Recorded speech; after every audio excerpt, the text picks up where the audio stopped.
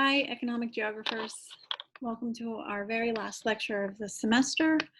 I want to thank you all for hanging in through what has been a peculiar semester. And once again, I'm sorry that we didn't get to all meet again in person and that we didn't get to say goodbye. But thank you for taking this class and for hanging in through the whole semester. If this were the actual last day of class, if we were still in person, I would take the end of class and tell you all a story about myself and how I was never supposed to go to college and how I only ended up in Santa Barbara City College because I had the encouragement of a couple of people. And once I got to college when I was 15, I never wanted to leave, which is why I'm still here. But I tell that story, and I'm not going to tell it here because it's not the same with me talking into a computer. It's not really something I want recorded either. But I tell that story because I know that all of you as individuals have your own story and your own path. And, you know, when you tell somebody your story, it becomes part of their story, for one. And two, I know that you're young and you're not sure where you're going to go with your life, and you're not sure if all the things that you want from your life are even possible, but they are. And not only are they possible, but it's necessary that you have a happy life and that you get to the point in your education level and in the economy where you're contributing positively, because we need your perspective, your individual perspective, and we need to benefit from all that you have to offer as just who you are. So please know that I'm your advocate, and even if we never see each other again, you can always contact me, and I'm here because I want to support you. So that being said, let's talk about urban geography. And so we're going to talk urban geography. I'm going to talk a bunch of different things, different cities, how different cities are developed in different parts of the world. And so I know that I've said this a whole bunch, but the study of geography is about the physical world, the physical landscape, and how that physical landscape develops and affects people who live in that landscape. So the idea behind geography is that humans are shaped by their landscape and they shape their landscape. So if we look at economic geography, we're looking at how resources and economic systems around the world affect people depending on where they are. But there are many different aspects of economic systems, and one is our urban centers. One is where we congregate. And when we talked about consumption, when I talked to the computer and you listened about consumption and consumerism and the central place theory, urban geography came into that. But today we're going to connect how cities develop, where they develop, how they respond to their physical geography, and how that affects things like their economy, as well as their trade relationships to the rest of the world, and also how the economic standing of your country is going to affect how your urban centers are developing today. For example, Sub-Saharan Africa is the fastest urban developing area of the world. So the fastest rate of urbanization in the world right now is Sub-Saharan Africa. In part, that's because 70% of the population of Sub-Saharan Africa still lives in rural areas doing agriculture. So there's a lot of room for urban growth, if that makes sense. If you go to a place like Switzerland, which is highly urbanized already, their rate of urbanization isn't going to be very high because people essentially already live in urban areas. Same thing with Japan. But Sub-Saharan Africa is urbanizing very quickly, one, because they have a lot of room for urbanization, meaning that people live out here and they're moving into cities, but two, because their economies are changing. And so you have people who are being pulled in to urban areas because of the changing economy in Sub-Saharan Africa. So these are the kinds of things that we're going to look at today. So without further ado, and if you're not sure what's going on with the final or anything like that, I sent an email about it. So yeah, it's going to be multiple choice. I'm going to open it next week. It'll be open all week. Once you open it, you'll have 2 hours to do it. So keep that in mind, that while it will be, you can take it at any point next week during finals week, but you have 2 hours once you open it. So make sure you have 2 hours to answer it and 2 hours of internet service and all that good stuff. All right, these are two of my very favorite quotes. I wish I could show you when you're lonely or in darkness the astonishing light of your own being. And why do you stay in prison when the door is so wide open? And that's a very good quote. Think about all the ways that we are imprisoned mentally, emotionally, physically, and most of the time the door is pretty wide open. So why do we stay in these prisons? All right, starting with Manhattan, which Manhattan is part of a much larger city we know of as New York City, but Manhattan is often thought of as kind of the quintessential city in the world, or like the greatest city in the world, depending on who you're talking to or when you're talking or all that kind of stuff. But we'll start off with Manhattan, just a view of Manhattan. And let's talk about how cities develop. So cities aren't that old. We've talked about in comparison to humans, we've talked about the development of civilization in this class, and how civilization began in Mesopotamia, so between the Tigris and the Euphrates River. And it happened because you're in the mid-latitudes, there are more domesticatable seeds. Some freaking genius, remember, it had to have been a genius because we had no idea about agriculture at the time, figured out how to plant seeds, how to plant them in a certain time, how to water them just enough and grow a surplus. And obviously it probably happened on accident, but from there, the beginning of agriculture leads to the beginning of cities. Cities are unique in human history because, think about it, while we think of them as so essential to humans and the economy today, they are, think about humans and how for the majority of our time on Earth, 150,000 years, we have spent that scavenging, searching for water and food. The majority of our time on Earth has been spent looking for water and food. So cities are the first time in human history that people who live in them have somehow developed an economic strategy that allows them to remove themselves from the basic food and water collection that humans would have been, and many humans still are, would have, their day and their entire lives would have been composed of just collecting food and water. So how that happens is with agriculture. Once we have agriculture, people grow a surplus of food. When we start to grow a surplus of food and we start to have agricultural specialization, somebody figures out how to make cheese. I think I told you they leave milk in a bucket in the sun for a little bit too long and it curdles, and someone decides to try that. And they didn't die. So now we have economic specialization where people start to grow hops over here and wheat over here, and then manufacture beer. If you remember me talking about before the Industrial Revolution, beer would have been manufactured at home, wine would have been manufactured at home.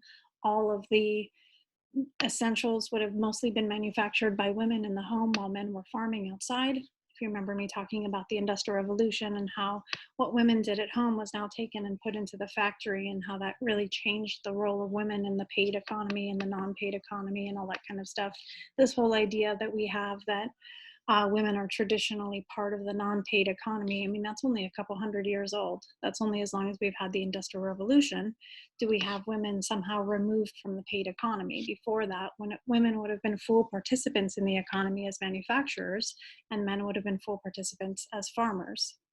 So when we think about our development of cities, it's a real change, and it points to a real change in human structure, where with agricultural production and agricultural trade and specialization, we have the roots of the economy for one, or the roots of what eventually develops into the economy. And you have the first time people are able to move away from farms and away from food production and develop these things called cities. And the way they would have been able to do that is they would have owned land. If you owned enough land and you had people working that land, you could remove yourself and go live in a city and think about art and think about religion and et cetera, et cetera. So most of our first cities were what we call accidental cities, meaning they would have developed from, nobody sat down and was the architect for, urbanized, the urbanized world or the civilized world. No one person was like, I know agriculture and I know how to develop all of this stuff. People kind of stumbled into it. They were in the right place at the right time. They figured out these seeds grow this. They figured out specialization. Somebody left milk in the sun for too long and poof, you got cheese. all of that would have been accidental. And so our first cities would have been accidental. So they wouldn't have really had a lot of central planning. Although when we look at some of our earlier cities, like Babylon, for example, Babylon was a city for 4,500 years in Mesopotamia, modern day Iraq. And while that would have started out as accidental, eventually it was a pretty well planned city. The Maya had planned their city. Remember, that's one of our first 5 civilizations. And they planned their cities and had the Maya and the Aztec had parts of their cities that were that had like water, aqueducts, water delivery systems, sewage systems, et cetera, et cetera. But our first cities, and more than 6,000 years ago, really 11,000 years ago, were considered accidental cities, meaning that they kind of developed because you had maybe a port, maybe an area for centralized trade. That centralized trade would have led to a necessity of things like merchants, licensors, people like that. And then boom, you just kind of grow out from there. That's what that means by an accidental city instead of a planned city. It had, like I said, to do with transition from sedentary agriculture and the population explosions that would have happened from that. Now, if you have a surplus of food and you're not going to suffer as much from like a daily famine kind of thing, you're going to start to see a growth in population, a growth in longevity of your life. So there we go. I have these 2 words down here. And both of these words refer to what's happened to a lot of cities today. So an amalgamation, a collection, basically, in urban geography refers to a collection of cities. So if we have an amalgamation of cities, we have a collection of cities kind of around an area. So if you think about the Bay Area, for example, Bay Area is a perfect example of an accidental city or series of cities as well as an amalgamation. So the Bay Area, San Francisco, let's start with San Francisco, develops as a city because of the gold rush, because it's on a humongous bay. So it's a natural place for a city once you have some sort of economic pursuit there. And the gold rush really sent people to California for the first time. There was people here for 15,000 years, of course, before that. And California was a Spanish colony, and then it was a part of Mexico before the gold rush. But when we look at how California's numbers really start to increase, that happens at the gold rush. So when the gold rush happens, that's when for the first time we see a large population come into California. And that population would have centered around the Bay Area because you have you have all of these rivers, the Sacramento River being one, but you have the what's the word? Confluation is the word, the connection of these rivers. They kind of connect in the Central Valley where Sacramento is, and then they make their way out through the Bay Area. So when we look at, through the Bay literally, so when we look at the development of the economy in California being in the Sierra Nevada, and then we look what's downstream, you have the 2 first major economic centers of California, Sacramento and San Francisco, because of their proximity to gold and their proximity to rivers and their proximity to the ocean. And then Sacramento really grows as the economy of California grows into agriculture. And then San Francisco really, San Francisco has always been this what we call a boom city, one that kind of grows really quickly, also called a shock city that I'll talk about later. But San Francisco really gets going when manufacturing comes to California. And manufacturing comes to California during World War II. Once again, because of California's proximity to the Pacific Ocean, because a lot of the war was fought in the Pacific Theater, San Francisco, the Bay, became this place where people built boats and munitions. It's a perfect place for it geographically. So San Francisco, the city, was already there, but with World War II, you see the growth of what were just really small villages, little towns. Oakland, Richmond, Berkeley, those are now major cities. They're all about 200,000 people per cities. Those 3 cities go all in a line in the East Bay. And then you have Hayward, you have cities in the North Bay like Marin, and all around the Bay Area, there's smaller little towns like Fillmore, Hercules, Valencia. Not Valencia. Valencia's in LA. What's the one I'm thinking of? It starts with a V. Vallejo. All of those places that would be an amalgamation. So that's like a whole collection of cities. And why do they collect? Because of a physical geography that lends to a growing economy that leads to a concentrated population. Boom, that leads to an urban area that leads to an amalgamation. Conurbation is a little bit different. It's where you have cities that were once spread out that are now connected by constant development. So think about Santa Barbara to San Diego. So once upon a time, there was San Diego on its own, there was Los Angeles on its own, there were basically farms in between Los Angeles and San Diego, what was called Orange County. It's called Orange County now, but it was named Orange County because it was where people grew oranges. It was a whole bunch of farms.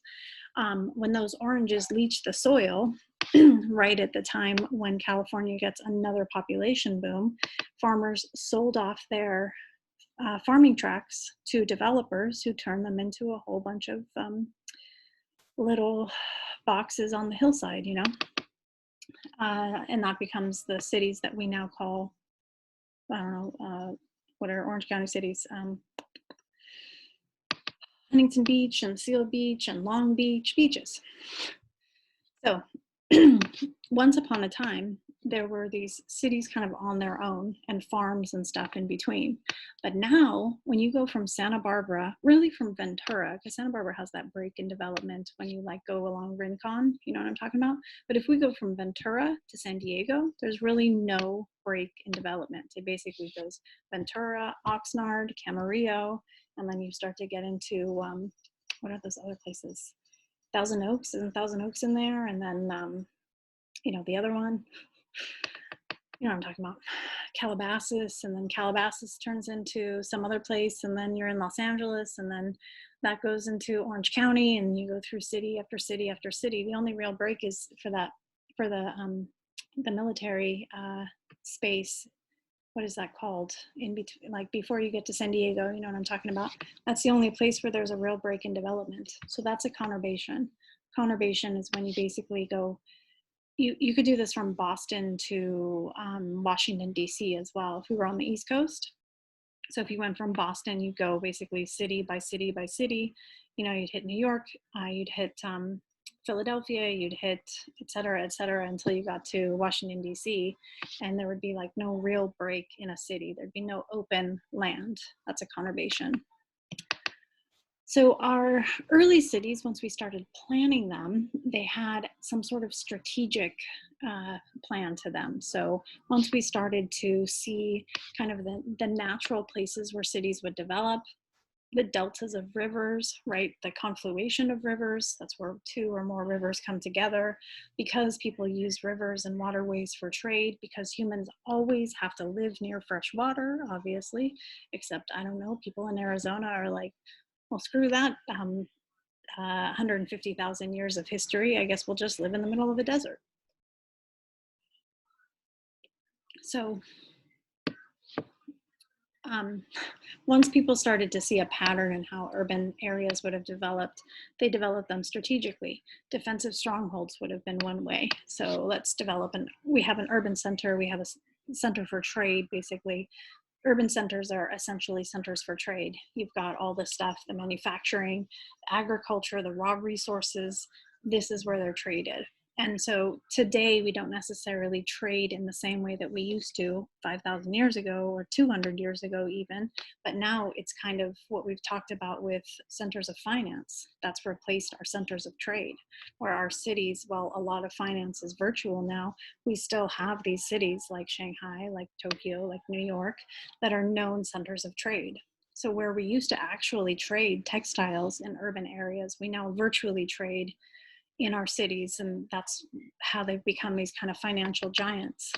So our defensive strongholds, places where we would have, you know, the center of the economy, the center of your political system, those two usually went hand in hand. If you had an agricultural economy, which we have had for until the Industrial Revolution, then land ownership or ownership of water became important, and whoever controlled the most land or controlled the most water, those became the kings, the chieftains, right? The heads of the political system, because they basically controlled the economy.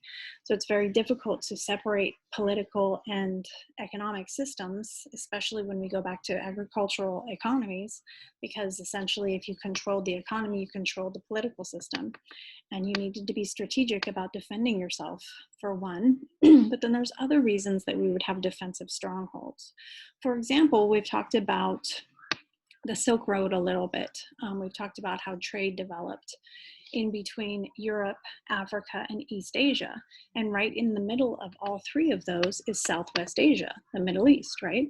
And so the Middle East became this strategic place that if you controlled that area, not because of its resources, but because of its location on this trade route, then you would control trade between Europe, Africa, and East Asia. So that's another reason that you would have certain cities like Istanbul, for example, which is on the Bosphorus Strait, which was a major connection between Europe and Southwest Asia when people were making their way into East Asia. So Istanbul was planned strategically as this defensive stronghold because it was very important. If you controlled Istanbul or Constantinople, depending on what time of history you're talking about, you controlled trade between two major places in the world at the time. They also became centers for religion. Now, when I talk about religion, remember, I'm not talking about your personal faith. I'm talking about the institution of religion. So if the institutions of religion largely developed to control populations, it would make sense that in our defensive strongholds, in our political centers, and in our economic centers, we often also had these cultural centers of religion. And then universities. Universities would develop in our urban areas because, again, you have this focus on trade, this urban population, this larger population. Urban areas are going to be our most diverse places in the world still because of all of that. Because there's so many different economic niches there, it's going to call people from kind of all over different walks of life. But if you think about back when different parts of the world were developing, if we think about Southwest Asia or East Asia or South Asia or really anywhere in Asia,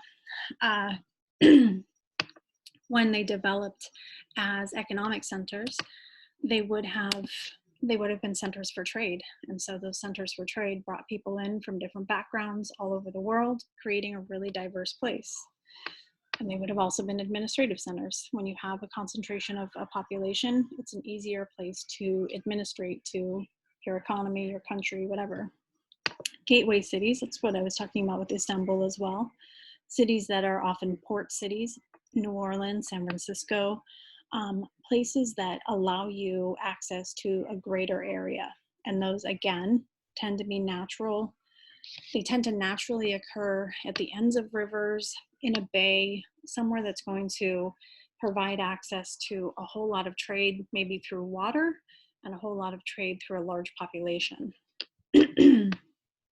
So, Istanbul, Rio de Janeiro, Sydney, Calcutta. Sydney's right on a harbor, Sydney Harbor, which is at the end of a river. Oh, look, I already said New Orleans too. Okay, and then, as you know, we have industrialization happen. We already talked about industrialization and that whole part of when the economy really gets started, the actual like economic theory that comes along with the beginning of the industrialized economy and all of this good stuff that we have talked about throughout the semester. So cities during the industrial revolution become synonymous with industry. So they become synonymous basically with dirt. Whereas for the majority of their history as urban centers, they've been religious centers, administrative centers, centers of trade, centers of diversity. You would have seen things in cities that you wouldn't see in your small farmstead or wherever. But then in the 1700s, 1800s, into the 1900s, they become these places that are pretty dirty, right? Because we start mass manufacturing things. We don't have an EPA. We don't have any controls on what's being dumped in water, in the air. A lot of manufacturing preyed on poor people, on immigrants, depending on where you were in the world.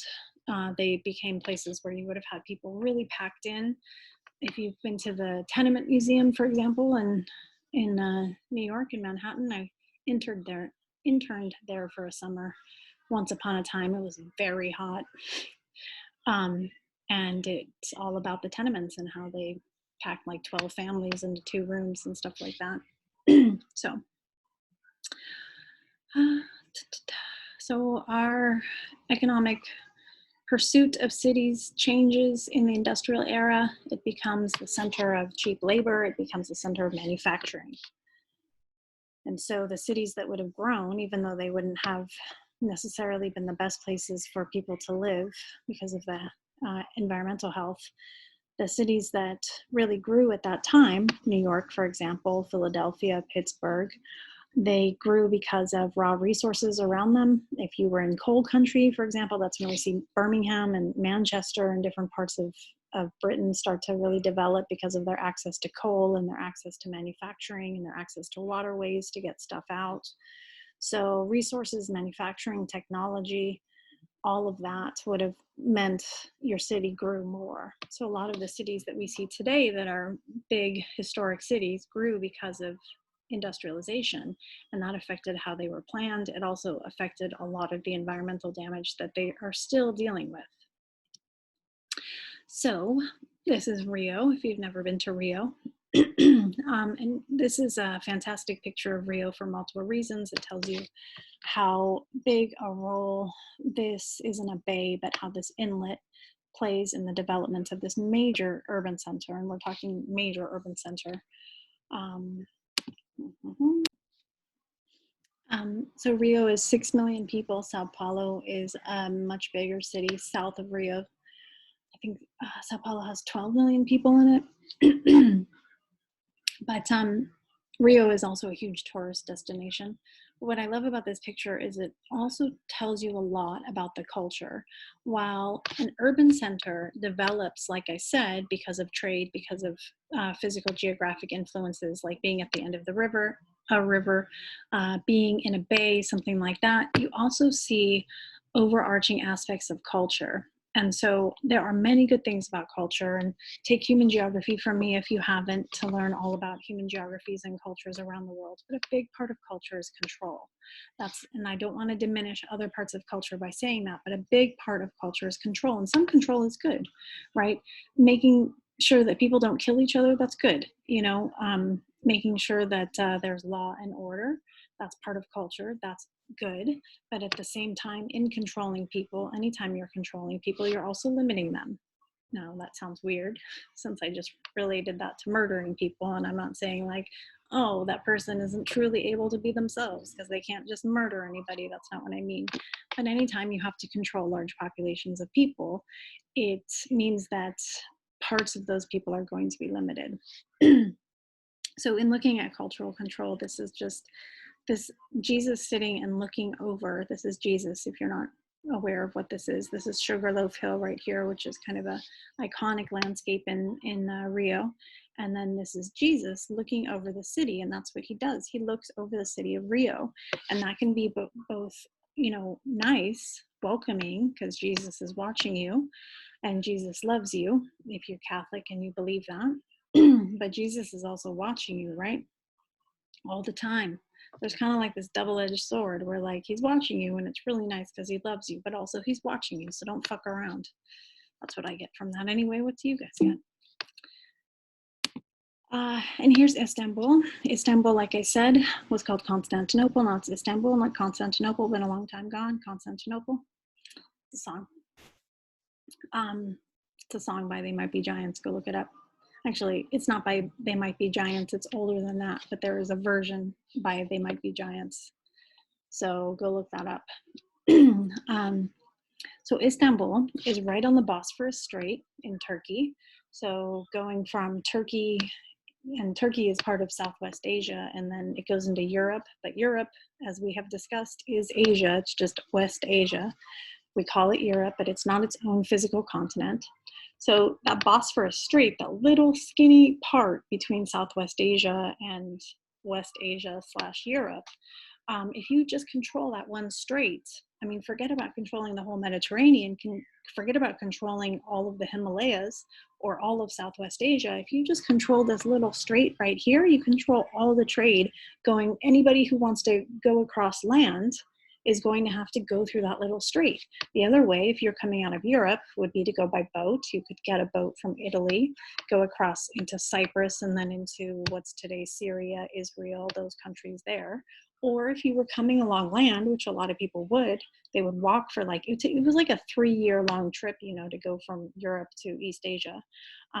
But they had to go through the Bosphorus Strait. So if you controlled that city, you controlled a lot of trade in the world, which is why it becomes so many different things. First of all, it's the seat of power for the Moorish Empire, for the Byzantine Empire, for the Ottoman Empire.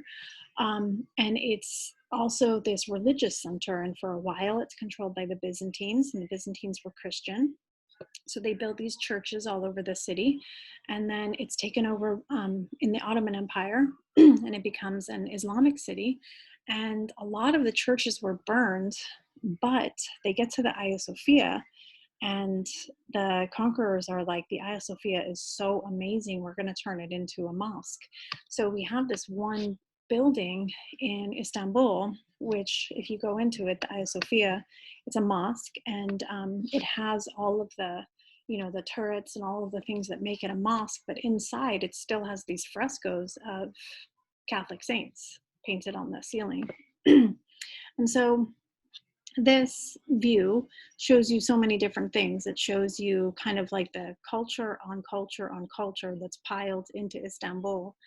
And then also just how, I don't know, how concentrated Istanbul is as a center of trade, as a center of control of trade.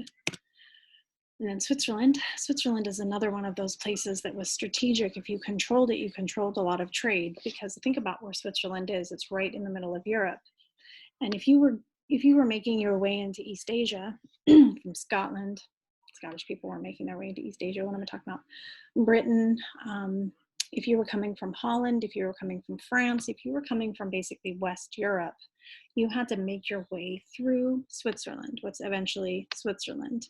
And I know you think like, oh, you can walk around it. No, there's certain physical geography pathways that you have to take. You know, Switzerland is right in the middle of the Alps.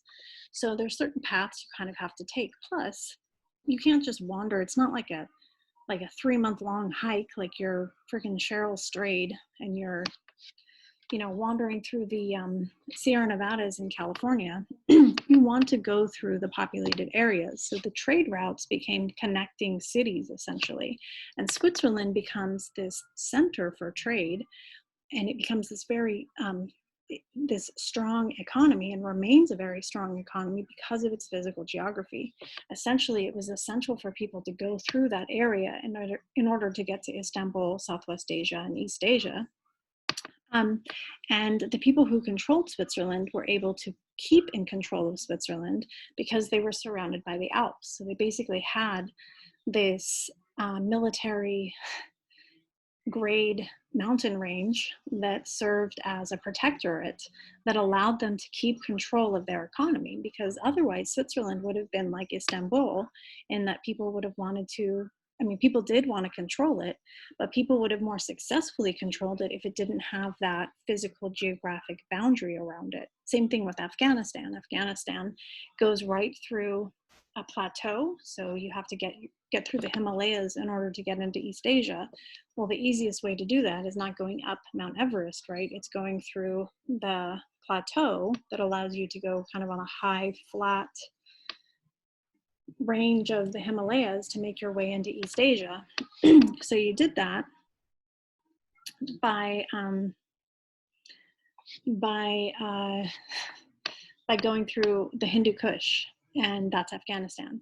And I know that's also weed, but that's also the name of this area, this plateau in the Himalayas. And so if you controlled that plateau, you controlled trade once again.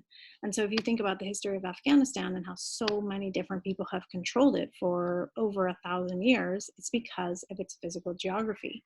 And Switzerland would have a similar history to Afghanistan if they didn't have that geographic, basically military barrier of the Alps, which allowed them to grow their economy, stay in control of their economy, and then continue to control their economy even when the rest of Europe went into war. You know, Switzerland was neutral. Well, why did Switzerland get to remain neutral?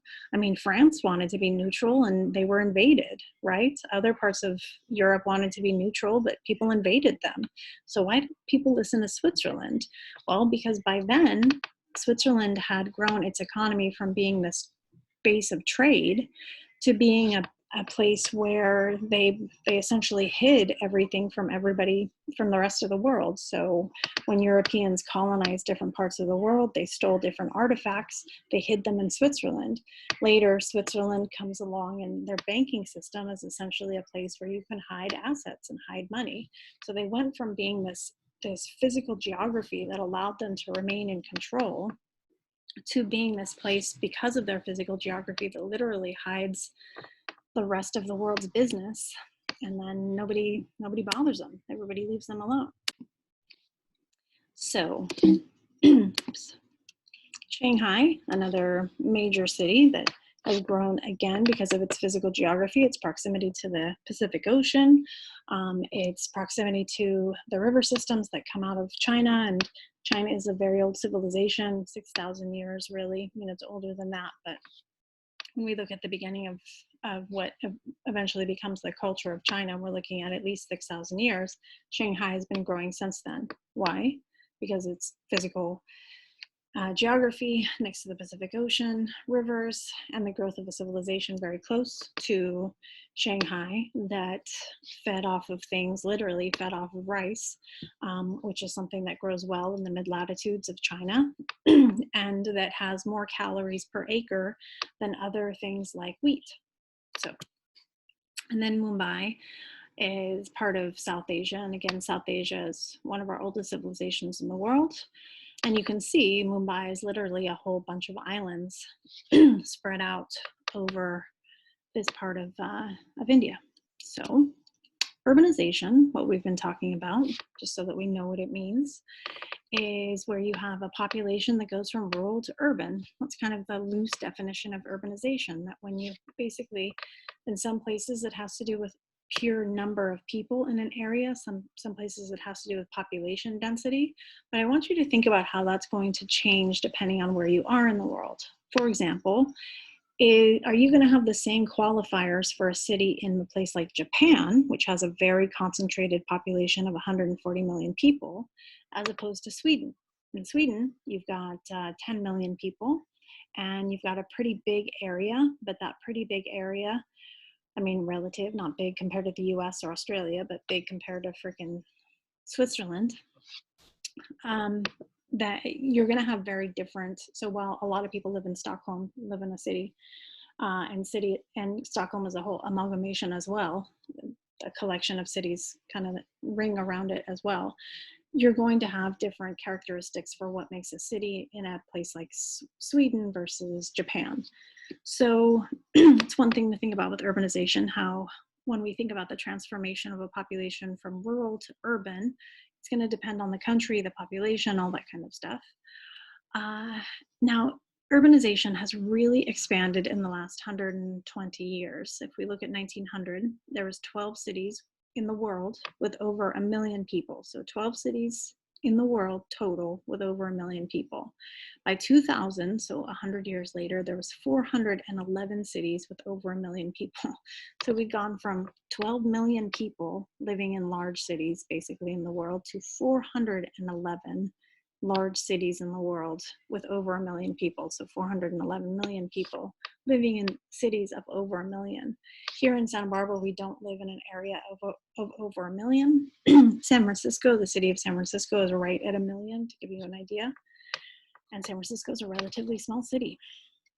So in 2007, that's 13 years ago, there were more people living in cities than in rural areas in the world.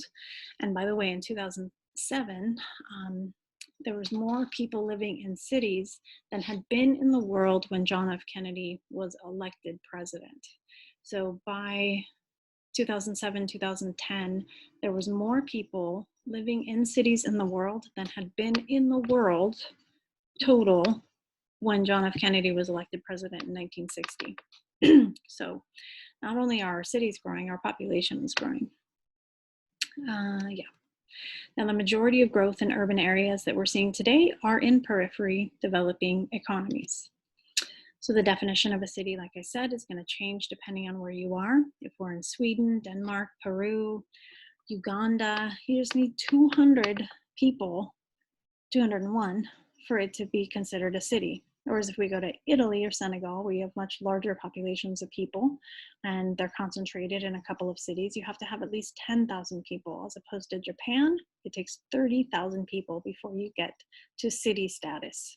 And there's more that goes into a city. It's not like if Santa Barbara gets to 1 million, or if, I mean, Santa Barbara's already a city, but there's more that goes into making a city. It has to be incorporated, all that good stuff. But these are the beginning qualifiers before you can even be considered a city.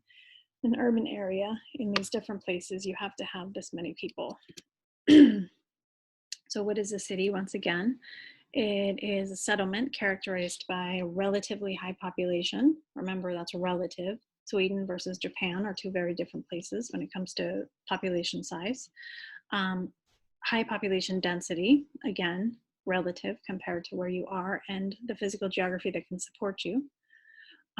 You have to have some sort of an internal structure, some sort of central business district, maybe like a city planning, something like that. Even though, like I said, many cities are accidental, at some point a planning element comes in. And a city has to serve multiple functions. So by multiple functions, what does that mean? Multiple functions means that more than just an agrarian area, or an area that's going to be, have some agriculture, some trade, and a little bit of like a restaurant or something like that. You have to have multiple functions in the economy. So think about San Francisco. San Francisco has manufacturing, it has production, it has financial trade, it has people who work in services and tourism, et cetera, et cetera. And that's, just the beginning of San Francisco's urban functions or economic functions. And yeah. And also an urban center is going to serve the areas around it. So sometimes when we talked about, actually, did we talk about this? Yeah, we did. We talked about the movement towards suburbs after World War II and how suburbs became these places. The urban area was where the economy was still centered, but you lived outside of the urban area and commuted back in.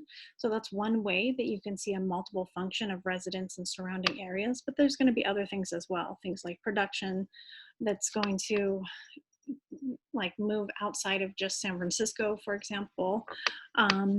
Manufacturing, all of that is going to, maybe like you're manufacturing something outside of the city that then is traded in the city.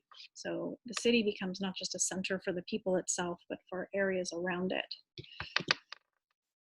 Now let's look at some different city designs in different parts of the world. It's hard for us to keep in mind the idea that cities develop around their physical geography because we live in an area. I'm going to get into how the US has designed its cities differently than other parts of the world, but we live in a country that doesn't really define its urban settlement on its physical geography. First of all, we put cities anywhere, like Arizona. I know that I make fun of Arizona a lot, but Arizona is a desert. And we have these giant cities like Phoenix in the middle of Arizona, and there's no water there. So we kind of just put cities wherever we feel like there should be cities, for one, and we tend to design them in a grid system, which I'll get into in just a minute, no matter what, no matter if you're designing it on a swamp, on a bunch of hills, we just do the grid system over and over and over again, nice little box, everybody fits inside it. So let's look at some of the ways that cities have been designed around the world. Let's look at European cities to begin with. So our big European cities, Paris, London, what are other big cities I can't think of right now, that fit into the mold that I'm trying to describe right here: Vienna, Venice, Berlin, Munich. They tend to be cities that are built around a river. First of all, a river runs through them, of course, because they would have been cities that developed around agrarian Europe. That river would have been necessary for fresh water, for one, as well as it would have been the center of trade. So they develop around a river and they tend to be developed in rings. So think about it. In Berlin, for example, you have the Ringstrasse, the ring road. In Paris, you again have a ring road around the city. And usually these cities have now grown so big that there's kind of like the original city and the original ring road around that city. And there's usually like an even larger expanse. If we look at Paris, for example, Paris, the concentrated Paris, you've got the Seine River running through it, and then you have this ring construction around it, and that's where all the original arrondissements, the neighborhoods are. So, and they go out from the river. So if you've ever been to Paris, you'll notice that there's like arrondissement 1, 2, all the way out to like 18, 19, which are in the northern part of the city. And then once you get out from those arrondissements, you're still in what is now the city of Paris, but you're in kind of like the outskirts of Paris today. But that original city is confined in those original 19 arrondissement neighborhoods. So we have our circular cities. They would have developed like that, like I said, because of a river, because they would have been some sort of trade center. European cities tended to develop around not just the trade of the agricultural region around it, but also because people were making their way to East Asia and to Africa. So it would have been on a trade route, people going from, like, let's say, Northern England to London to Paris to Zurich to all those cities in what used to be Yugoslavia, like Croatia. I can't remember the names of those cities right now. Yeah, anyway, that like whole line eventually getting down to Istanbul. So they would have been trade centers for their surrounding area, as well as trade routes for people making their way to the Silk Road. And this circle served the purpose of, you don't have a car, so you need the central business district here, usually around the river. And then people kind of remember with central place theory, we talked about a couple lectures ago, people would have basically focused their development around the central business district, and you wouldn't have grown out in squares like we do now on our grid because you didn't have a car to get back into the central business district. You would have grown out like this because it would have given you easy access to come in. So just imagine that we have our central business district right here, and you would have grown your urban center in larger and larger circles. That way, if you need to get back to the central business district, it's different than if you grow like a bunch of squares and then you have to come back here. So it was also a way to create a defensive stronghold. You could literally build a wall around that circular city. So our European cities tend to have these historic cores, narrow, complex streets that make their way back to the central business district. They tend to go in like a instead of in a grid like this, in a what is that? Diagonal.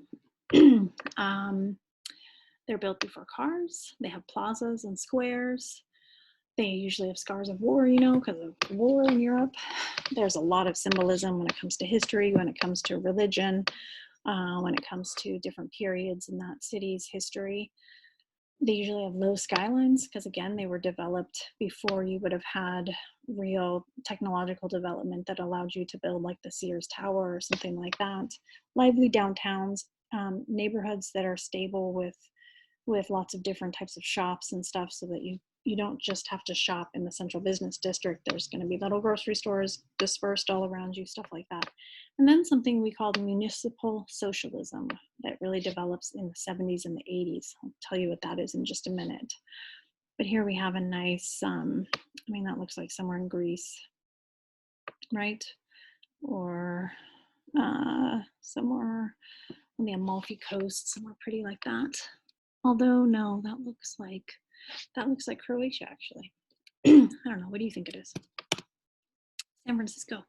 I keep talking about San Francisco, and because I lived there for 10 years, for one. But San Francisco is a city that's famous for a couple of different things. Hills, maybe. Alcatraz, maybe. The Bay, maybe. So San Francisco used to be much hillier than it is today. and it was actually flattened out. So it's very hilly still, but it was actually flattened more or leveled more, for one. Two, there was a whole part of San Francisco you couldn't build in, the Sunset District and the Richmond District. I'll show you what that is on a picture in just a minute, because it was sand. So it wasn't until people grew ice plants along that sand and then were able to put soil on top of that and then roads on top of that and build on top of it, that a whole part of San Francisco was opened up. San Francisco is a small city. It's 7 miles by 7 miles. It's only about 1 million people, but there's a lot of surrounding area in the Bay Area. So it's famous for its Victorians, for one, and that reflects the time that San Francisco was mostly built. California becomes a state in 1851. The gold rush is 1849. So that's when we see like population come in to California at really larger numbers than we'd ever seen when California was part of Mexico, when it was part of a Spanish colony, when it was inhabited by the indigenous nations that lived here for 10 to 15,000 years, depending on where you are. So the city of San Francisco really is grown in the late 1800s. And so that would have been the Victorian period, and that's reflected in this building. So that plus the Industrial Revolution. The Industrial Revolution was the first time you had access to mass manufacturing. And with that, people started to decorate their houses with all of these things that once upon a time would have been very expensive.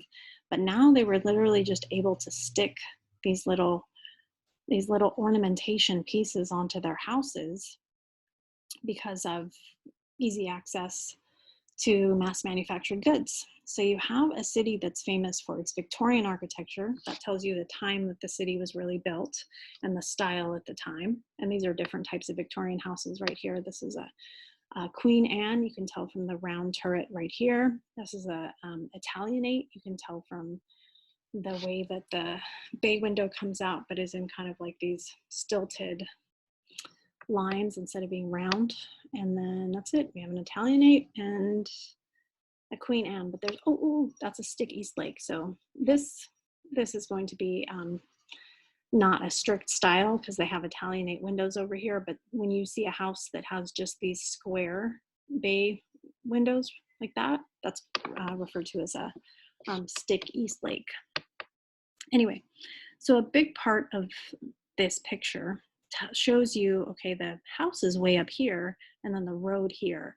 And what that tells you is that these houses were built before the city was leveled out. So remember, the city is really hilly, but it used to be hillier.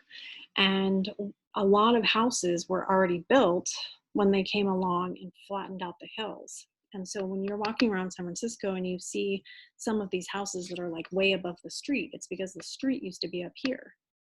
So the street was up here, and houses were built, and then they leveled the street out, but the house was still high up. Paris is another place you're going to see particular architecture, and guess what? It's going to relate to time period in the economy, just like San Francisco did. And so what we see here are these roofs. This is really popular all through Paris, and I lived in Paris too. Lived in San Francisco, lived in Paris.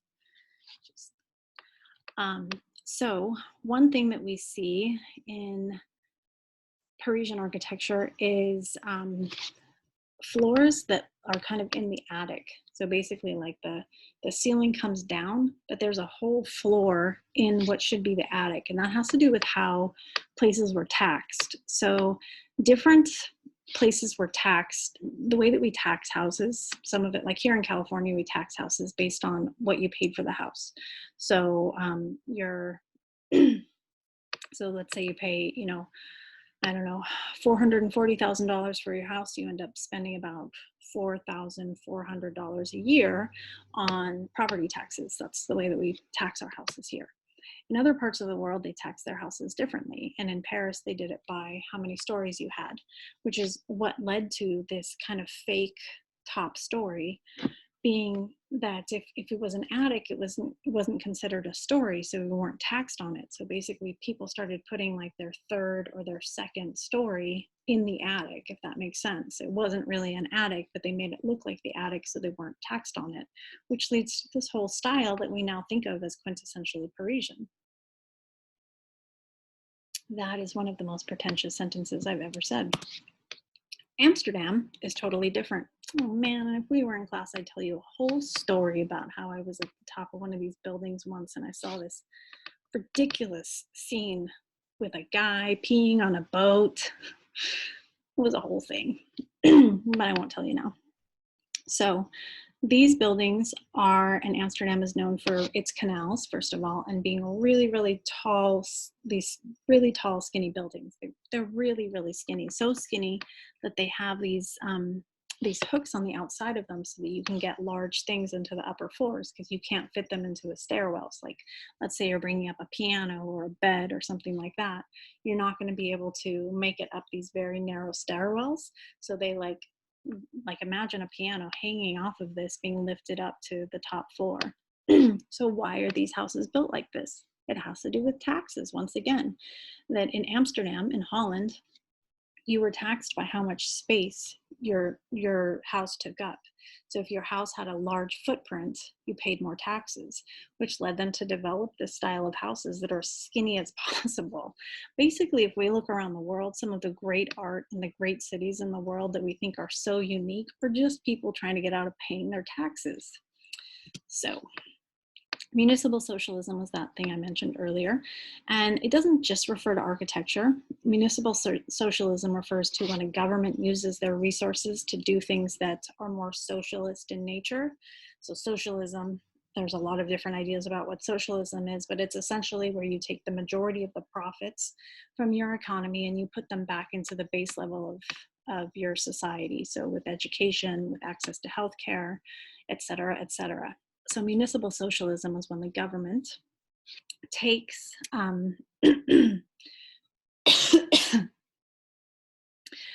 don't know, can you see this? Because I'm still sharing, right? So it's when you have a local government who furthers socialist aims. That's what municipal socialism is. I don't know why I didn't put the definition in the slide. And so when we look at houses, this is Budapest. That's a super cool city built around a river once again. In the 1950s through the 1980s, it's part of Eastern Europe at the time. It's literally part of a socialist economy. It's, behind the Iron Curtain. And so you would have had this kind of city design all over the place, basically like identical blocks of apartments and houses that were there to house workers, laborers, small working class families. But it wasn't just in the USSR and parts of the USSR. This is Birmingham in England. And you have a lot of public housing in different parts of, like, especially North England, where the Geordies are from, the people I was named after.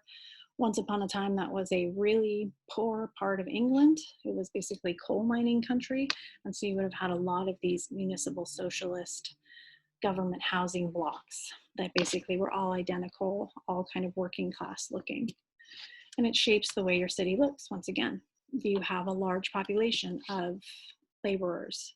Are you doing something to house those laborers? Are you accepting that those laborers are furthering your economy? So you're trying to create some sort of socialist principle to make sure that those laborers are taken care of. That's going to shape what your city looks like. And so is colonization.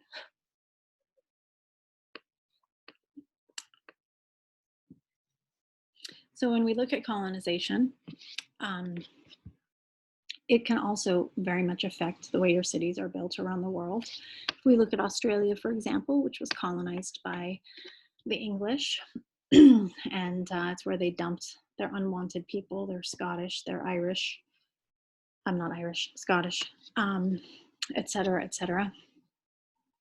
And if you look at like the architecture, it very much looks like colonial Britain style Victorian architecture. And then if we go to other parts of the world, like India, South Asia was colonized by England for a long time. Once again, you're going to get very similar buildings. This building literally could be in Victoria in Australia, or it's in Mumbai, this kind of design. So that colonial architecture, you're going to see in very different parts of the world.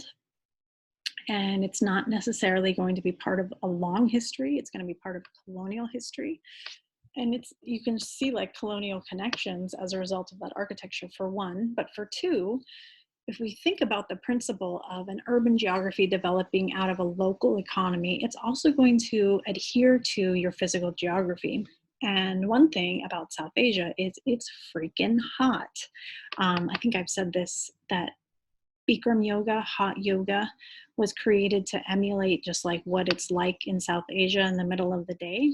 So, one of the issues with taking architecture that fits a place like England, which is cold and foggy most of the year, and putting it in the middle of a hot, schwitzy place like South Asia, is that you might have some sweltering hot buildings. If you have taken world regional geography from me, I made you read a book called Burma Chronicles. And in Burma Chronicles, you have this guy, this French Canadian guy, who is looking at different houses in Burma. And he notes that so many of these houses that are built by colonists, what he calls Greco-Roman Burmese style, are really, really hot and stifling inside because they don't work with the local physical geography. So our colonial architecture is going to present an urban form that makes sense in other physical geographies for one, and also shows you hierarchy and all the aspects of colonization. Again, in South Asia, in India, we've got the Temple of Love. It's not what it is. I mean, it was supposed to be for love. That's the reason that the person who built it. But the Taj Mahal, one of the most famous buildings in the world, and I don't know if you know this, but it's a mausoleum, meaning that this person who built it for his favorite wife, and she and he are interned inside it. It is facaded with marble, and it's this, you know, iconic place in the world that is on people's bucket list. I hate that term. But if you look outside of where the Taj Mahal is, you see incredible poverty. It's one of the ways that you can see the stratification of South Asia very well, in that this like pinnacle of wealth and love and tourism is surrounded by extreme poverty. Thailand. Once again, here we're looking at a place. Now, Thailand is going to have plenty of colonial colonial urban architecture. But if we look at the architecture that is, you know, part of this actual physical geography that's pre-colonial, you're going to see a lot of houses on stilts. And this is true all through Southeast Asia. So they build their houses up on stilts. And they do that for a couple of reasons. One, it allows air to flow under. You live in a very hot, humid place. So having air circulate under and over your house helps cool your house down. And two, you get hit with monsoons. And when you get hit with monsoons during the rainy season in July, August, September, you're going to have flooding in the streets. So if you have your house up on stilts, that means you're not flooded. Has anybody seen that movie Parasite? I just watched that movie Parasite the other day, and there's, sorry, spoiler, this part in it where there's a flood, and because of the way that buildings are built today in Korea, there's this whole like floor basically of houses that are flooded, when originally they would have been built like this up. So the problems with colonial architecture can be things like building styles that don't work well with the heat or the climate of an area, and building styles that don't work well with the physical geography. So why do you build them? It shows you a social hierarchy. It shows you that, like, I'm here as England in South Asia to show you the correct civilization, and I'm going to do things like build a railroad in order to get raw resources out for me, and I'm going to show you that the proper way to dress, the proper way to urbanize is my way to do it, ignoring the physical geography. Now let's go to Southwest Asia, where we see a lot of cities that are built like this. This is Morocco. So if we're in Southwest Asia, the Middle East, we're in North Africa, we're in the Arabian Peninsula, we're in modern day Iraq, Iran, Syria, Lebanon, Jordan, Israel, all through there. You have cities that are thousands of years old, for one, and they've developed around a couple of different core ideas. So one, it's very hot and very dry. So the cities are going to be light. It's interesting that we build our cities here in the US, no matter where we are, with dark asphalt and dark building patterns, when we in Southern California live in a place that's pretty hot. So it would make more sense to have light colors all around us. It would reduce what we call our urban heat islands, where you see about a 10-degree spikes in cities. Los Angeles is the biggest urban heat island in the country. So there's people who have lived in dry deserts for thousands of years, and this is the way they live. And so when you're looking at this, what you're looking at is a light color. That way you're reflecting rather than absorbing the heat. But you're also looking at a series of houses built around courtyards. So I don't know if you can see this, but every single one of these there's a surrounding house with a courtyard. What this does is, instead of having an exposed front lawn, which is what we tend to have here in the US, we prize kind of our individual houses with their front lawn and their back lawn, right? If you have a lawn, obviously. But when you live in a place like in Europe, it makes more sense to have a front lawn because you need that sunshine for that period of the year when you get sun. Whereas here in Southern California and Arizona, we have plenty of sun. So we would do better to mimic this architecture, because what these central courtyards do when you build your house around a courtyard is they create shade. So instead of having an exposed yard, you now have a shaded yard.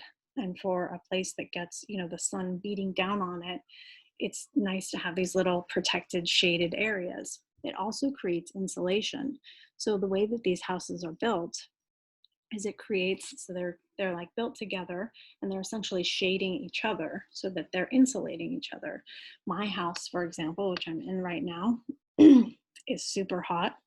Right now, I'm up on the second floor, and this part of my house, the whole front of my house, basically faces the sun for 3/4 of the day. So when the sun comes up, it's beating on the corner of the house, and it continues to beat on the corner of the house until it goes down, making it very, very warm in here. So what would happen if I had a courtyard that I shared with my neighbors and we collected our houses together, is we would all have a little bit of insulation, meaning that part of your house might get beaten down by the sun for part of the day, but not all day. So if we followed these styles, they might actually allow us to live in the desert with less things like air conditioning. Okay, the other thing is this also reflects a lot of cultural values, because you usually have extended families who share these different houses. So you might have a house here that your auntie lives in, and then you live over here, and then your mom lives right there, and you guys all have a collection of houses around a centralized courtyard. Now that wouldn't work for my family because I can't freaking stand them, but if you had a family that you liked and you could all collect around a courtyard, it would allow for things like group childcare, etc., etc. The other thing that we're going to see in Southwest Asia is, because it's a mostly Islamic part of the world, that's not 100% true. People tend to think of Southwest Asia as being only Islamic. There's lots of other people there. There's a lot of Christians there. Of course, there's Israel, and there's Jewish people there. And there's other small groups of people like the Yazidi, for example. There's about 1 million Yazidi, well, if ISIS doesn't kill them all, which is, again, an ethnic religion. It's not connected to Islam. So it's misleading to say that this is an all Islamic area, but it's definitely dominated by Islam.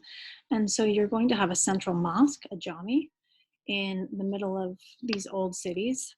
You're usually going to see some sort of a defense, like a 4-wall defense center, because once again, Southwest Asia is a place that people have tried to control for thousands of years in order to control trade between East Asia, Africa, and Europe, not for thousands of years, for 1,000 years, 1,000 years ago. You're also going to have a souk, central market, and that's going to be your central business district, basically. You're going to have a lot of houses that are built for privacy with cul-de-sacs, angled doorways, but they're also, like I said, going to be built around a courtyard in order to create insulation and shade. So here we would have a house, and multiple houses actually, built around a centralized courtyard, where you have people who live in these different houses. They share this courtyard. Maybe they're family members, maybe they're extended family members, but this way you have shade, you have insulation. It's a easier way to live in the desert and not rely on things like, you know what I'm trying to say, air conditioning. This is a fancy central courtyard right here. Just imagine that. And then that's what I meant by A lot of privacy, cul-de-sacs, guarded doorways, guarded windows. Okay, let's jump over to Nigeria, West Africa. And we again are going to see instead of having houses that are built with individual front yards, backyards standing on their own, you're going to have a central hearth and you're going to have a collection of houses around that central hearth. And again, this is going to be an extended kinship network. Maybe your auntie lives here, your mom lives over there, your sister lives here. It allows for things like centralized childcare, centralized the things that you would need outside of your independent family. It allows for a larger network. So it reflects both your economy, but also how your society has developed around your economy and your physical geography. This is, again, West Africa. And again, showing centralized courtyards. It's a way of creating shade too, like I said, not being as exposed to the elements. And then how we develop our cities here. Look at that. No commerce, just house after house after house, all individual, exposed front yard, exposed backyard. I'll come back to that in just a minute. All right, so different ways that cities develop. We have what we call shock cities. I mentioned a shock city earlier. That's when you probably have some sort of economic boom that brings in a lot of people, and those people come faster than the city can grow. So in Chicago and San Francisco, you had periods in that city's history of economic boom, which led to a huge pool for migrants. And it essentially led to the city growing faster than the city could grow, if that makes sense. So the population grew faster than there were houses and buildings for that population. Chicago was an interesting place for so many reasons, and I could do a whole class on Chicago and how it was built up and why it has a history of crime with its, proximity to Lake Michigan and Canada during the bootlegging era. It started basically as this kind of crime-centered city because it became the central area for bootlegging because of its proximity to Canada and lakes. So Chicago started off relatively small. I mean, it's a miserable climate. It is freezing cold until June, and then it gets really, really hot and extremely humid, and it's windy. So it started off as a pretty small center, and it would have been the agrarian kind of focus for like all the agrarian economies that were developing around Illinois at the time. So because of it, again, its proximity to the Great Lakes and the ability to more quickly get things out into the Atlantic to trade into Europe, it was a natural city. But it grew kind of slowly and steadily in response to farmers that were starting to develop the Midwest. And then, so it starts at 1837, it has about 4,000 people. It's like half of Carpinteria. And then 13 years later, it has 500,000 people. That is, what are we here in Santa Barbara? So Goleta has 60,000, Santa Barbara has like 80,000. Montecito is another 10, it's 150,000 plus like, I don't know, that it goes from being half the size of Carpinteria to twice the size of Santa Barbara County right now, if you think about it like that. Or Santa Barbara, Goleta, Montecito, Lompoc, San Ynez, I would think that's got to be at least 200,000 or almost 200,000. And then by 1930, it was 3.3 million. Remember 1930, remember what I said, that a big part of when Chicago grows, and one of the reasons that Chicago has this legacy of crime is because it really gets going during when prohibition happens here in the US, when you're not allowed to buy alcohol. It becomes this major port for all this illegal alcohol that comes in through Canada. So that's one of the reasons it gets to 3.3 million people. It's a shock city, that's rapid growth. And here you have it 1870, 1900, and then 1930, looking at how its population grew and would have grown.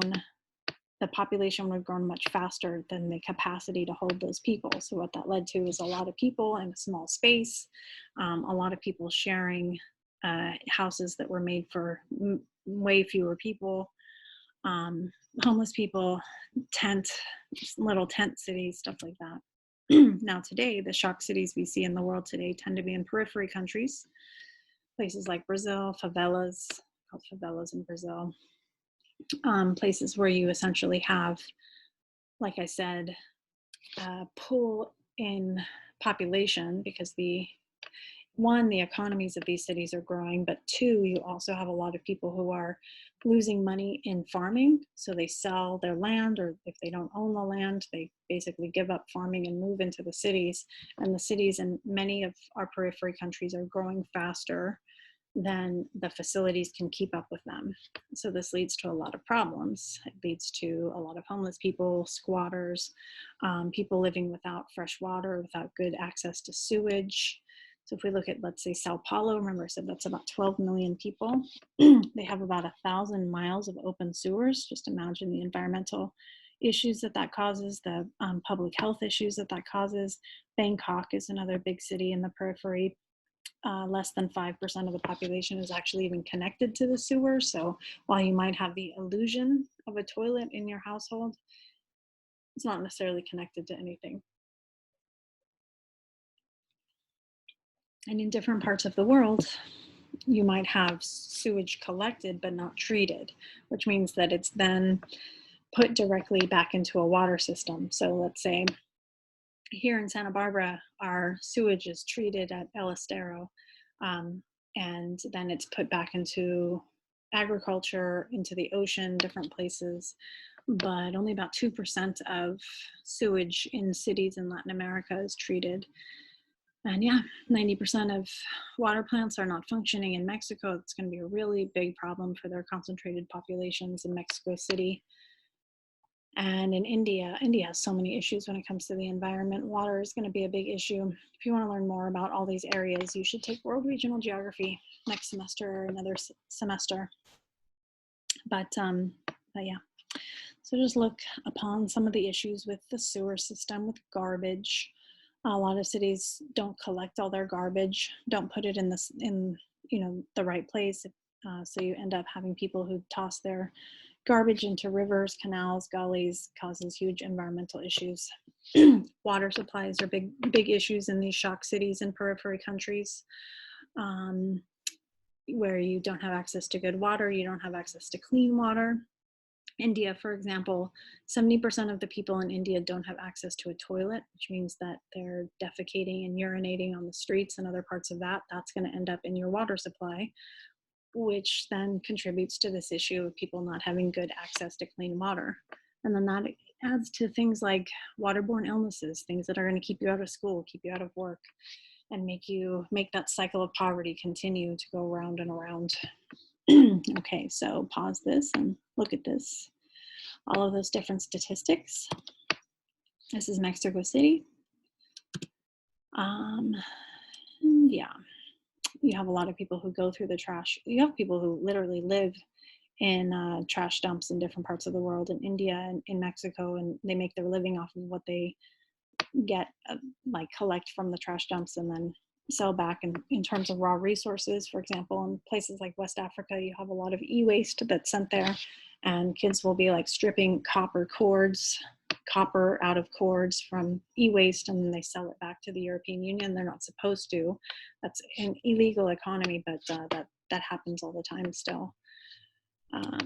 Okay, so let's go to the US and our planning. And so we're going to look at some of the cultural parts of the US that has led to our planning. But one thing that we've really seen in the last 50 to 70 years with our move into suburban areas has been this growth in what we could call generica, this kind of placelessness. Now just think about towns in Orange County, developments in Orange County. How different are they from Ventura? How different is that from Goleta? How different is that from different parts of the world? Not the world, the country, in terms of how we develop our houses, what they look like, that they have exposed lawns, garage, et cetera, et cetera. We kind of have this generic landscape that we've really perpetuated here in the West.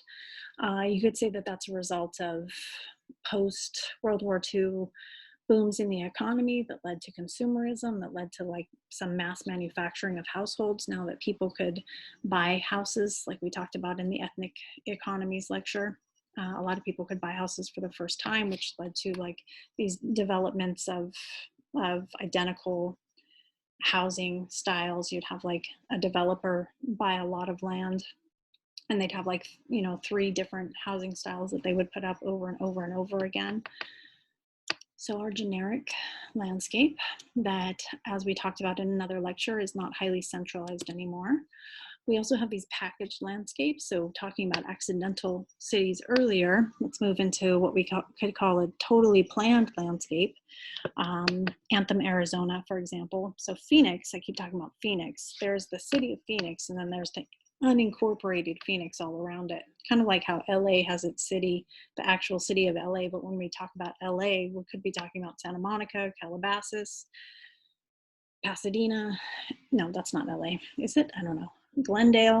Um, all of that is kind of counted in LA. So in Phoenix, when we talk about Phoenix, there's the city, but then there's also like all these areas around it that might have their own names, like Anthem. And Anthem is a completely planned city. There's conditions, restrictions as to who can own homes, and Anthem, like a couple of other places, are planned specifically for seniors. So there's some of these planned packaged landscapes that we would see in a place like Arizona today that would be like a planned community, not like assisted living, but like the kind of place where you can only live there if you're over 55 or something like that. Oh, I'm getting there. Almost to a point where I can buy a house in one of these packaged landscapes. And a lot of our placelessness that we've seen in the last couple of years, and again, this is something I talk about a lot in my human geography class, as well as my California geography class, about how this placelessness develops. Some of it has to do with attempts to create a certain type of culture. Here in Santa Barbara, you know that we love our red tiled roofs. I call this mission schlock. This is basically where, so once upon a time, nobody really wanted to come to California, if you can imagine. It was far away from the rest of the country, and basically in between California and the east part of the country, there was prairie, a huge mountain range, a desert, and then California. So it was far away, and there wasn't a strong economy out here. If you moved out here, you were going to be far away from the rest of the country for the rest of your life. It just didn't have that big of a pool. And then in 1900, this woman who'd actually never been here wrote a book called Ramona. And that book was this like idealized version of California under the missions, when California was basically indigenous people and missions. And so again, she had not done any research on the missions, didn't know what they were really about, but she kind of learned a little bit. And she wrote this story about an Indian princess and her life on the mission. And it was very romantic, and there was like Spanish senoritas, and there was, just imagine like flowers hanging off of balconies, and people playing, I don't know, guitar, basically like that movie Coco. Just imagine that in this book, encapsulated in this book, or the Book of Life. Very romantic idea of what California was like, and people started coming here as a result of that book. This became this bestseller, and people started to come to California, and they're like, I want to see these missions and like these amazing cultural centers with these like beautiful Spanish senoritas and these Indian princesses living here. And of course, by then, the missions were no longer centers of the economy. They had originally been religious centers, but then under Mexico, when California was part of Mexico, they were secularized and they were trade centers. And then people just pulled them apart. Basically, people took the missions here in California and used the material from them for building materials for other buildings. So all these tourists started coming here, and California started to grow around that. And so they rebuilt the missions for one, and then they started building things with this like Spanish style. It really isn't Spanish style. It's just like you slap a red tile roof on it, you know, like a bad toupee. You slap a Taco Bell on it, and it becomes Spanish style. And that kind of lends to our idea of Generica USA, this generic sort of idea of what it is to be Spanish style, or what it is to be Southwestern, or whatever. It's all about commercialism in many different ways. What I call the Spanish schlock. Yeah, Okay, so let's look at the origins that lead to some of our urban design. So we could look at, and again, I'm not looking at Indigenous Americans. Indigenous Americans very much a part of the development of past civilizations. But when we're looking at are the development of past civilizations. But when we're looking at the development of cities today, they weren't done with Indigenous people or their civilizations in mind. So when we're looking at how a lot of our cities are developed in the US today, let's go back to three different concepts. One was, I know you've heard of the Puritans probably, the puritanical pilgrims who came to Massachusetts. This whole idea that they were looking for religious freedom was true, but at the same time, they didn't necessarily want to impart that religious freedom to other people. So while they were looking for their own religious freedom for being persecuted in Britain, they weren't coming to create like a open religious hippie hovel, you know. They had very specific ideas about how to live your life, how to live your life well.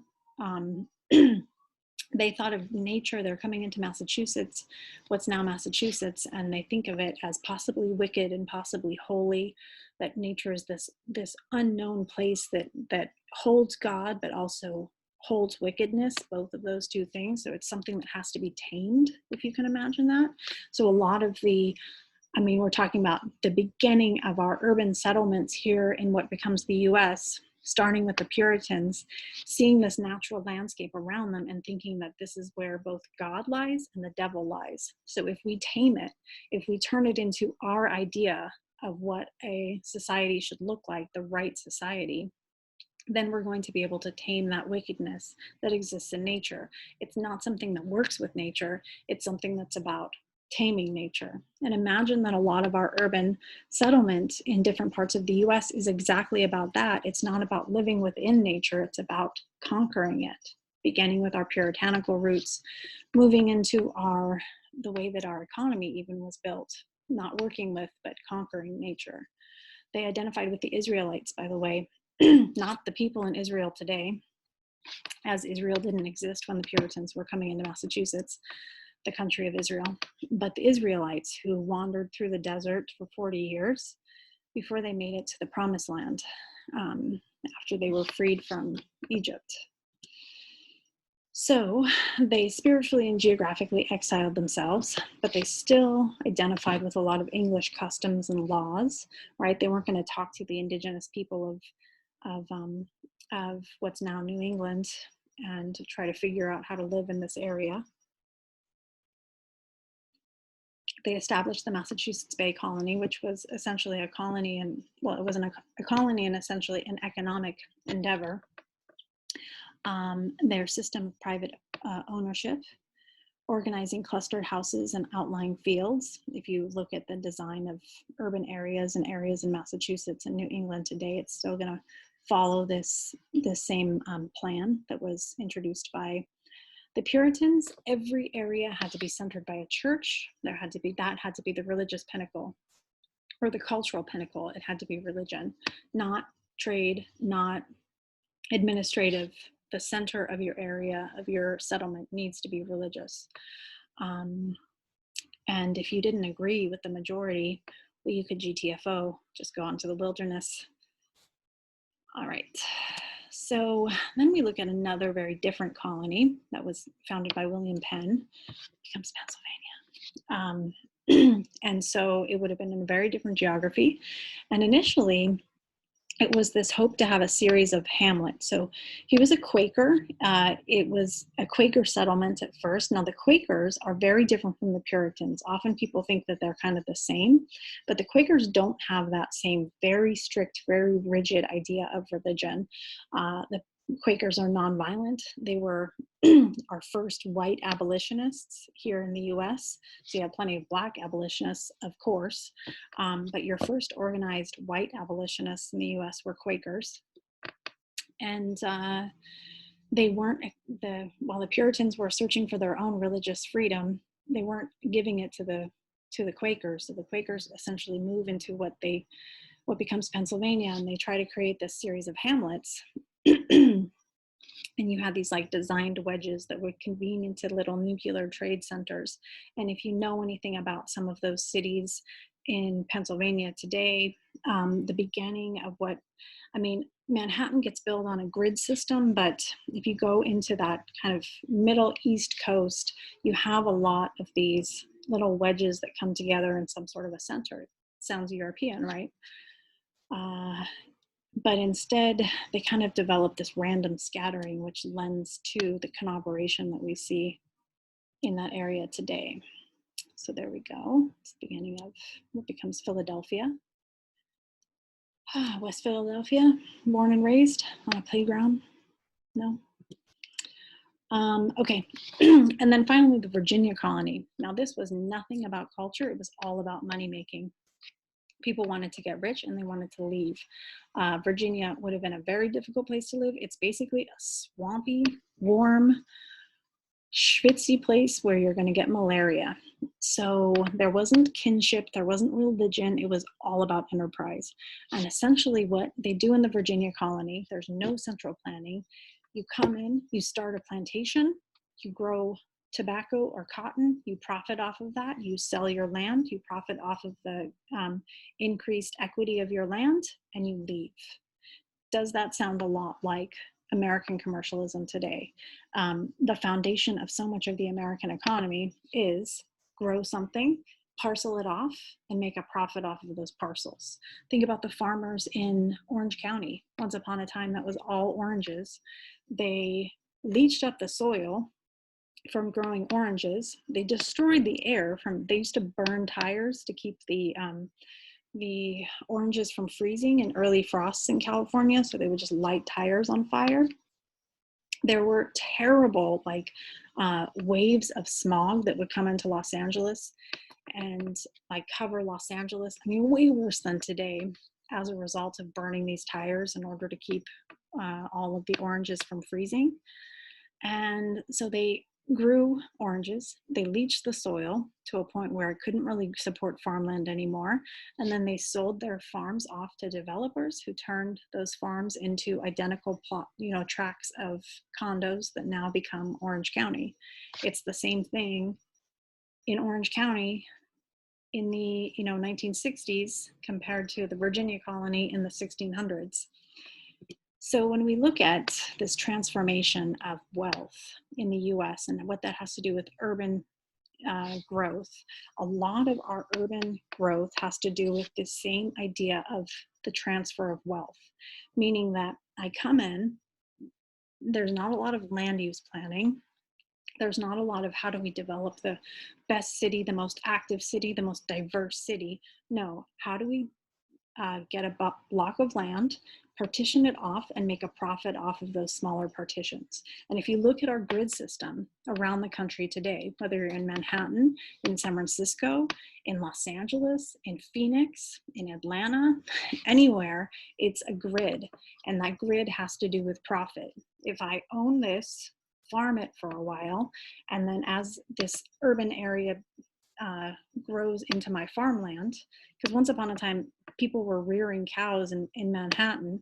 So if I have my farm and then I eventually partition it off and profit off of those partitions, now I've got the basis of our grid system and the basis of transfer of wealth in the economy in the US.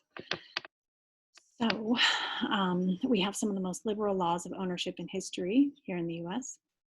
Ideas of developing the wilderness, harvesting it for profit, and then building on top of it is all part of the beginning of our economy as well as the beginning of our urban geography. And land is this container for community values in some parts of the world, container for trade in other parts of the world, container for economic profit in other parts of the world. The grid that I keep talking about, they're the boxes that we build our cities based on, and it has everything to do with transfer of ownership. Essentially, if I own this whole block, break it down and develop it into little pieces, and then sell off those pieces individually, I've profited. Philadelphia is a perfect example of being built on a grid system. It doesn't matter if you're building over a swamp, if you're building on rivers, if you're building on hilltops, that grid system has to do with a basic growing wealth throughout American history.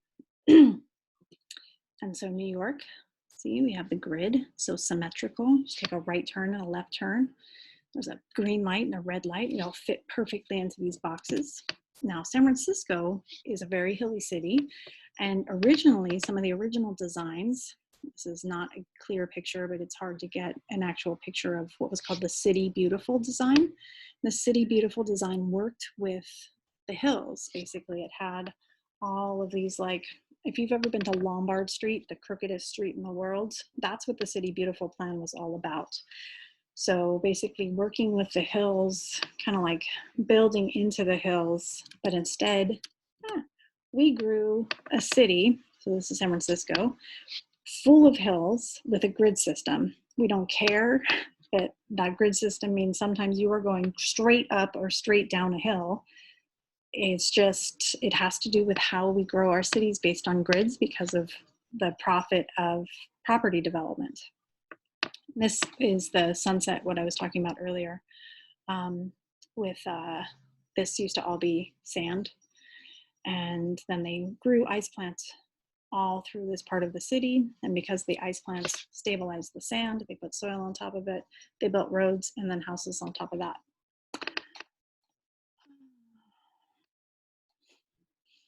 Even in some places, though, you can't get away from the hills, like right here. That is, what is that? That's Twin Peaks. Overlooks the Castro. It's way too steep. They tried, but didn't quite get the grid system there. All right. So finally, last thing I'm going to leave us with is our new sort of trend that we're seeing in different parts of the world, here in the US especially, and in other parts as well. That's the tiny house movement.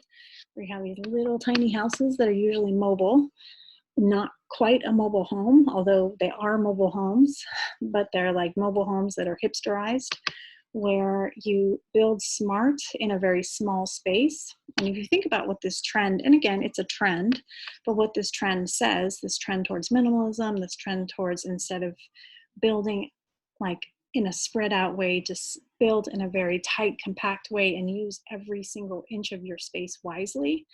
Think about what that says about a transition in our culture, whether you agree with it or not.